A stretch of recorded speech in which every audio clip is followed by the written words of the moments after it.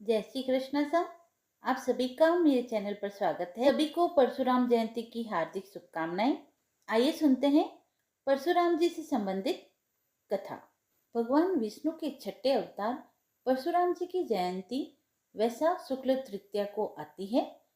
इस बार यह जयंती 29 अप्रैल 2025 को मनाई जा रही है। श्री परशुराम जी, जो कि विष्णु भगवान के छठे अवतार हैं, का जन्म सतयुग और त्रेता युग के संधि काल में 5142 विक्रम संवत पूर्व वैशाख शुक्ल तृतीया के दिन रात्रि के प्रथम पहर प्रदोष काल में हुआ था। वैशाख मास के शुक्ल पक्ष की तृतीया को पुनर्वसु नक्षत्र में रात्रि के प्रथम पहर में 6 उच्च के ग्रहों से युक्त मिथुन राशि पर राहु के स्थित रहते माता रेणुका के गर्भ से भृगु ऋषि के कुल में परशुराम जी का प्रादुर्भाव हुआ।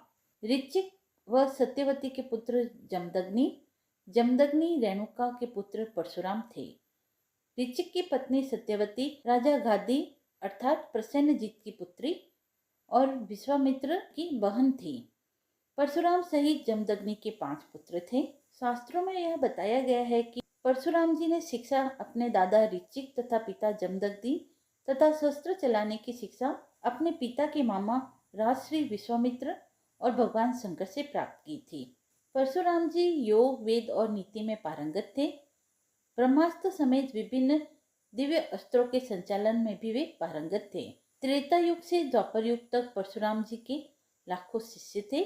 महाभारत काल के वीर योद्धा भीष्म, द्रोणाचार्य और कर्ण को अस्त्र शस्त्रों की शिक्षा देने वाले गुरु, शस्त्र व शास्त्र के धनी ऋषि परशुराम का जीवन संघर्ष और विवादों से भरा रहा।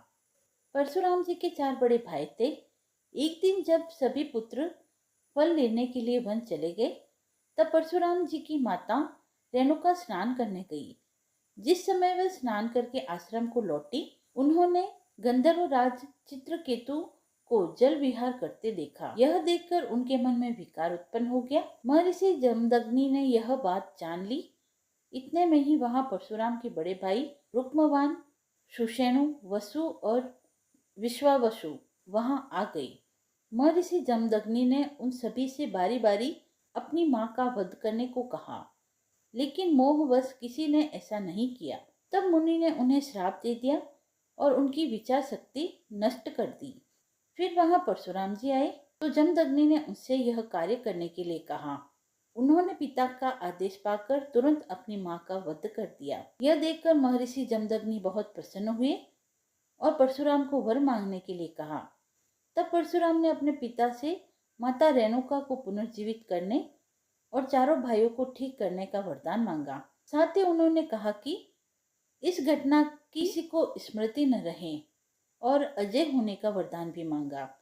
महर्षि जमदग्नि ने उनकी सभी मनोकामनाओं को पूर्ण किया। परशुराम जी ने 21 बार धरती को क्षत्रिय विहीन कर दिया था। परशुराम जी का अनेक राजाओं से युद्ध हुआ था। उनमें से एक हेयवंशी राजा सहस्त्रार्जुन उनके सगे मौसा थे, जिनका इनके पिता जमदग्नि के साथ कई बातों को लेकर विवाद था, जिसमें 2 बड़े कारण थे। पहला कामधेनु और दूसरा रेणुका। राम के समय में हेयवंशी क्षत्रिय राजाओं का बहुत अत्याचार बढ़ा हुआ था। वह भार्गव और हेयवंशियों की पुरानी दुश्मनी चल रही थी। हेयवंशियों का राजा सहस्त्रबाहु अर्जुन भार्गव आश्रम के ऋषियों को सताया करता था।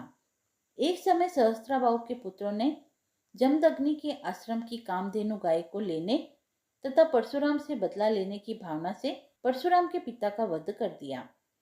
परशुराम की मां रेणुका पति की हत्या से विचलित होकर उनकी चिता अग्नि में प्रविष्ट हो सती हो गई।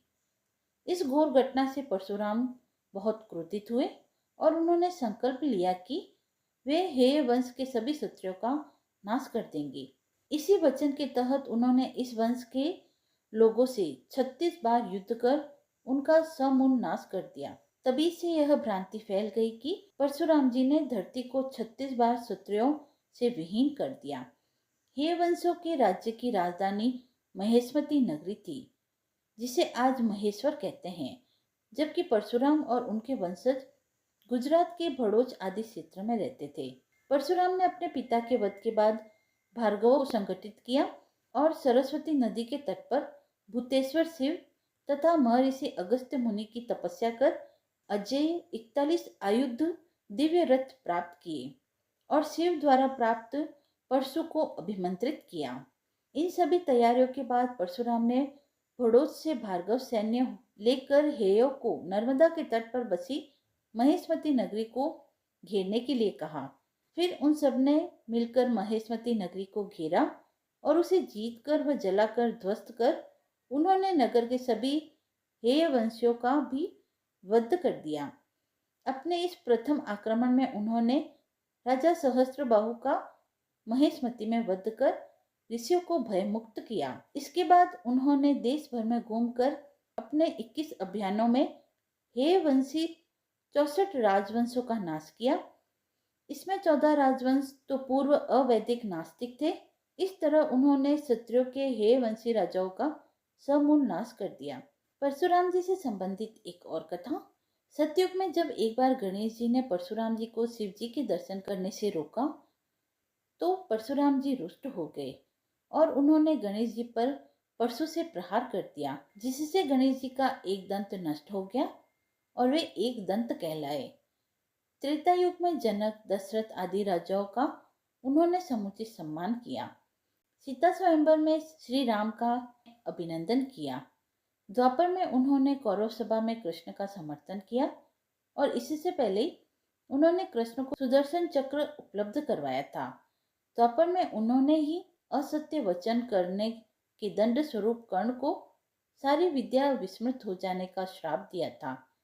परशुराम जी की कठिन तपस्या से प्रसन्न होकर भगवान विष्णु ने उन्हें कल्प के अंत तक तपस्यारत भूलोक पर रहने का वर दिया। भगवान परशुराम किसी समाज विशेष के आदर्श नहीं हैं। वे संपूर्ण हिंदू समाज के हैं और वे चिरंजीवी हैं। उन्हें राम के काल में भी देखा गया और कृष्ण के काल में भी देखा गया। कहते हैं कि कलिकाल के अंत में भी वे उपस्थित होंगे। ऐसा माना जाता है कि वे कल्प के अंत तक धरती पर ही तपस्यारत रहेंगे। यदि आपको परशुराम जी के बारे में यह छोटी सी जानकारी पसंद आई हो तो आप मेरे चैनल को लाइक, शेयर एंड सब्सक्राइब करें। धन्यवाद।